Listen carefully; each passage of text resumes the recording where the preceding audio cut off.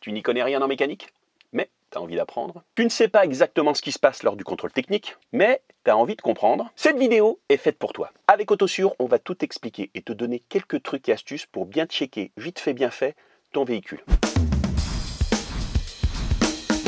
Aujourd'hui, on est chez Autosure, allons-y la caille. Et on est avec Donna. Et aujourd'hui, on va parler de Pneu. Tu peux rester avec moi.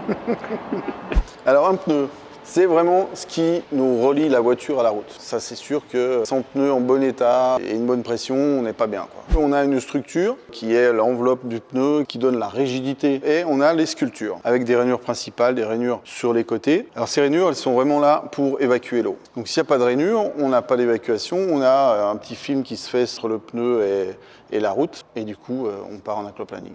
On a deux catégories, le tubeless, le tube type. Les tubes types, c'est comme les roues de vélo. Il y a une chambre à air à l'intérieur. Essentiellement, aujourd'hui, on a quasiment que du pneu tubeless. C'est une étanchéité qui se fait sur la jante, plus de chambre et surtout ne pas en mettre, quoi. Il y a aussi les run flat tire. Ces pneus ont la particularité que lorsqu'on est à plat, on peut continuer de rouler. Ça, c'est pratique. Moins vite, certes, en dessous des 80-90 km/h, ça dépend des pneus. On peut quand même aller jusqu'au garage sans changer de roue. Alors attention, les distances sont limitées. On ne peut pas faire des centaines de kilomètres avec ce pneu à plat. Si vous êtes équipé en run flat, c'est tous les pneus du véhicule. Pas de mélange, sinon ça passe pas au contrôle.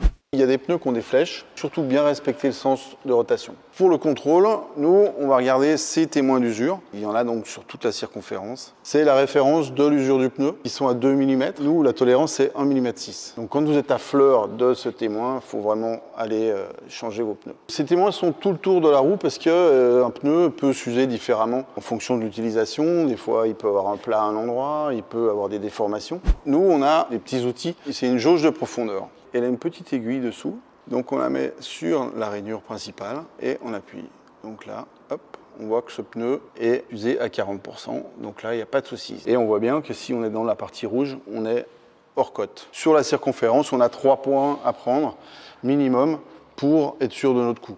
Un pneu, il peut s'user à l'intérieur, comme à l'extérieur, comme au milieu. On peut avoir des défauts de parallélisme, des jeux de rotule, des choses qui sollicitent le pneu différemment. Grand classique, les ronds-points, usure côté droite, extérieur.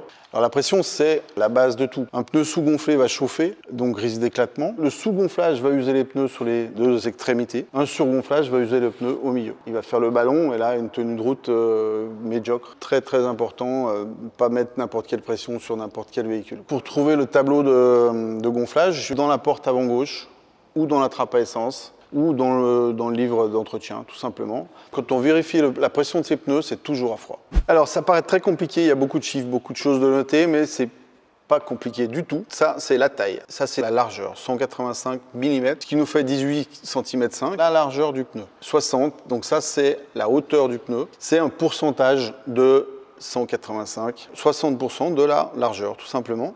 Le R, c'est une carcasse radiale, donc ça c'est la carcasse, la structure du pneu. Le 14, c'est le diamètre de la jante. C'est en pouces, c'est 14 pouces. Sur certains pneus, notamment ceux destinés aux utilitaires, aux camping-cars ou aux véhicules lourds en règle générale, on peut avoir une mention supplémentaire avec des lettres comme par exemple C ou CP. Ça signifie que votre pneu est renforcé. Dans le contrôle technique, on contrôle vraiment la correspondance. En fonction du type du véhicule, le type qui est là ou qui est sur la carte grise, le constructeur nous donne la monte d'origine qui peut monter sur ce véhicule. On ne peut pas déroger de ce que donné le constructeur. Là, on est en 185-74, mais on aurait pu la trouver en 185-55-15. Autre truc important, c'est l'indice de charge. Pour un véhicule particulier, là, il est de 82, qui correspond à 475 kg sur cette roue-là. Ça, on ne peut pas en déroger. C'est vraiment le constructeur qui a dit « moi, je veux tel et tel pneu ». On peut aller au-delà, mais pas au-dessous. Cette lettre, c'est l'indice de vitesse qui est 210 km/h. On peut mettre du W et du Y, mais surtout pas l'indice en dessous. Ça, c'est la date du pneu, donc la semaine où il a été fabriqué, l'année. Donc là, il est de deuxième semaine de 2012. Au contrôle technique, la date du pneu, c'est pas le plus important. S'il est en bon état, pas coupé, sans hernie, sans accroc dû à un trottoir ou autre, pas déformé, aucune craquelure dans les rainures, sur les flancs, aucun souci. Le bon sens, c'est une roue qui rentre dans une aile, qui touche pas là, qui touche pas au braquage, qui ne vient pas frotter dans un pare-boue au braquage si le diamètre est trop élevé, quoi. Sur le même essieu, les pneus, ça change par paire, obligatoirement. Un pneu neige, un pneu route, ça ne marche pas. Alors, les essieux, pour ceux qui n'y connaissent rien en mécanique. Et pour faire simple, les deux roues à l'avant sont sur un même essieu, l'essieu avant. Les deux roues à l'arrière sont sur l'essieu arrière. Ça veut dire que si on change le pneu avant gauche, il faudra très certainement changer le pneu avant droite. Alors si toutefois, pour X raison, on n'a changé qu'un pneu sur le même essieu, il faut faire attention qu'on n'ait pas plus de 5 mm d'écart entre les deux pneus. Si on a un côté qui frôle le témoin et l'autre qui est neuf, forcément on sera hors jeu. Et là chez nous, c'est pas possible, ça passe pas. On a plusieurs catégories, on a les pneus route, on a le pneu neige qui sont souvent notés M+S sur les côtés. Donc ça veut dire un pneu neige et boue. Toutes ces catégories-là sont bien spécifiques pour des saisons. Un pneu route sur la neige, c'est pas top. Un pneu neige est optimal en dessous de 7 degrés. En dessus, il s'use très vite. Alors, pour les puristes, on dit pas pneu neige, on dit pneu hiver. Pneu neige, pneu hiver, t'as compris. Et on a des pneus aujourd'hui, 4 saisons depuis quelques années, qui sont un peu polyvalents, été comme hiver.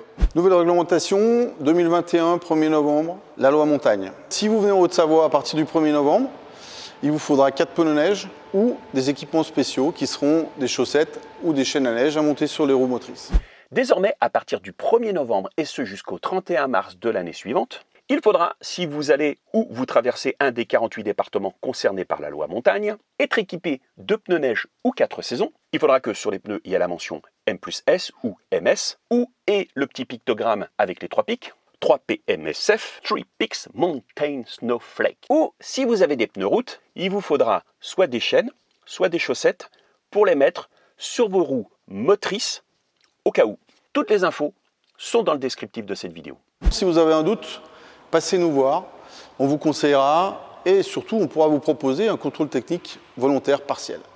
Vous saviez qu'on pouvait faire un contrôle technique volontaire partiel? Je m'explique. Comme son nom l'indique, c'est une visite volontaire. Vous pouvez faire contrôler à tout moment l'ensemble de votre véhicule, ou seulement une partie. Par exemple, si vous avez un doute sur l'état de vos freins, Autosur peut effectuer tous les points de contrôle qui concernent le freinage. Et là, tu vas me dire, ben ouais, mais pourquoi aller dans un centre de contrôle technique? Ben, tout simplement, si vous avez un doute sur l'état de votre véhicule, vous allez avoir l'avis d'un professionnel impartial. À l'issue des tests, on vous dira si tout fonctionne à merveille, ou si, précisément, il y a des choses à revoir. Si on check le freinage et qu'il n'y a que les disques de frein à changer, on vous dira il n'y a que les disques de frein à changer.